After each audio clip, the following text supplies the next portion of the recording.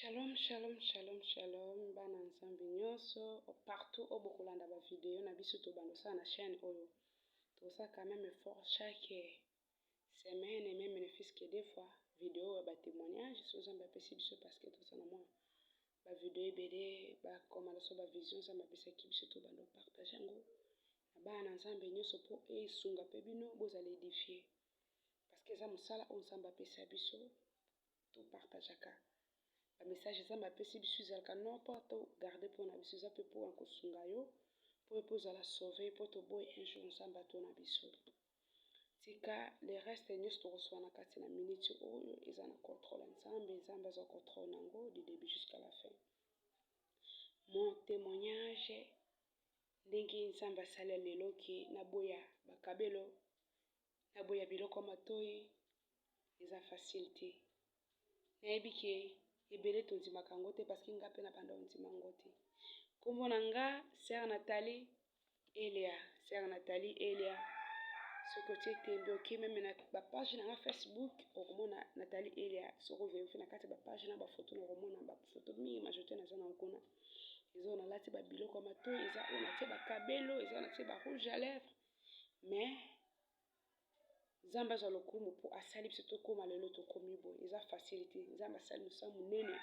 mpona biso baoyo mpo tokóma nde tokomi boye tokoki kokanga monoko te saki tozanga kotémoine grandeur na nzambe yango naleki juste koyebisa bana na nzambe nyonso kingonga ekoki ya kopartage na bino mo moke oyo expérience oyo tozwi epa na nzambe yo moko. Témoignage nange eza molai te ezaka juste mpona koluka tobika oyo mpe aza pembeni wabika parce que nzambe ekomi ntango nzambe aza na posa ya peuple na ye bomona te mokili oyo okende mabe ta ekomi mokuse. Rachetez l'état car les jours sont mauvais. Rachetez l'état car les jours sont mauvais. Peuple de Dieu, rachetez l'état car les jours sont mauvais. Ta ekoki towelela tango ekomi mabe balingami kati na nkolo tolanda mokili te na biloko nango satan abimisi biso biloko bele mpona koluka kodétruire biso mpona koka konvoute biso mais pendant ce temps là la Bible nous dit tant tokomona bilembo na nyonso na ngunga na suka bato nyonso basi bakolinga baparaître bazala belle. C'est pourquoi le diable na moment amoni séduction ekomi makasi kindumba ekomi na niveau moko élevé. Pourquoi tout ça? Pourquoi le diable est tenté de chercher parce que amoni kaza so na ta ebele te ya koperdre tane ekomi mokuse. C'est pourquoi multiplier biloko mbala moko abimisi biso ba make up bakabelo milai banini ba vernis manzaka biloko bele abimisi tout ça pourquoi mpona koluka kodistraire biso bana na nzambe. Témoignage nange eza simple ezalaki mokolo moko etaki bana na nzambe nyonso nazobanda nano na ya kabelo na biloko matoi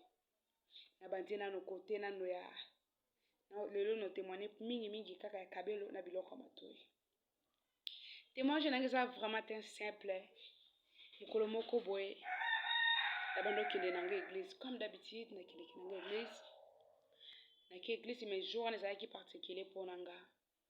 obiki diable atikaka biso te soki jour oyo nzambe alingi asauve yo satan akotika kokimia te akosepela teke tozala sauve olinga kaka ke adétruire vie na yo. C'est pourquoi diable aza koluka biso na bamanière ebele yango nalekaki juste kotémoigner grandeur ya nzambe na oyo asali mpona nga mpona komba lelo nakomi boye eza facile te eza mosala motu ya mokili te eza mpe na makasi na nga te moye mpe na se glorifie nango eza te parce que ezodépend na nga te.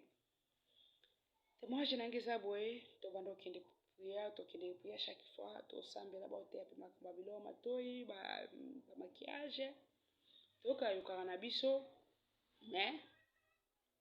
mpona otia ya misala eza facile te. Mais jour moko oyo nakendeki église nakoti mosala na nzambe azoteya na kati ya mateya na ye aoteya biloko matoi ateyi bakabelo biloko nyonso oyo eza mabe bana nzambe bakoki kotia babiloko matoi te bana nzambe bakoki kotia biloko bobo takoma otangela biso biloko belebele oyo eza interdit mpona biso bana nzambe totia yango. Mais toboyaki na biso naboyaki nanga koyoka ngaba papa oyo aodisa nga bo pourquoi ye moko no d'abord so otali ye chaînette otali nano ata montre alati ya mosusu ya or nga tandis que nga babiloko matoi nalati eza nango or te nalati nanga babiloko matoi moko kaka ya banini kaka mpona sala nini nazipa nini matoi nange ezala polele te daya kutu nalati nanga biloko ya or te nasumuki na nini ye mosusu biloko moto alati ye mosusu eleki ata eza par rapport na biloko matoyo nga na beta mabaku zo wana vraiment terrible milimo mabe peze tomboki yo talisangaki na raison kolata na wi kotika biloko wana toyebi ke sata po atiko eza facile te il fait zambe aya na intervention soki mpe ndenge moko na nga soki nzambe moko ayaka na intervention na te nalingaki naza oyo naza lelo te mais soki naboyi biloko wana eza te mpo na makasi na nga mpona tuta tolo nango ke nga naboyi yango mpo ani eza kosala yango naza kokondane mpe o te mais priere nanga ezaki na kolanda témoignage ntango kolanda yango yo mpo ozala sauve lokola nga nde nazalaki sauve yo mpe nzambe asala ngolu akutana nano mpo sauve ame na parce que la bible nous dit baoyo ya nzambe baperdaka te nzambe aperdaka baoyo ya ye te sauf bana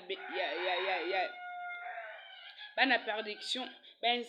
nzambe aperdaka baoyo ya ye te mais maintenant na dernière minute na seconde suka baoyo ya nzambe bazalaka sauve parce que baza destiné mpona éternité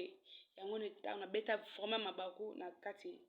ya message ya jour wana dimanche wana namoni bo atuka nasilika moko nasumuka makasi na église nabimi naye ozonga ndako navandi journée ozalaki tellement bongo déjà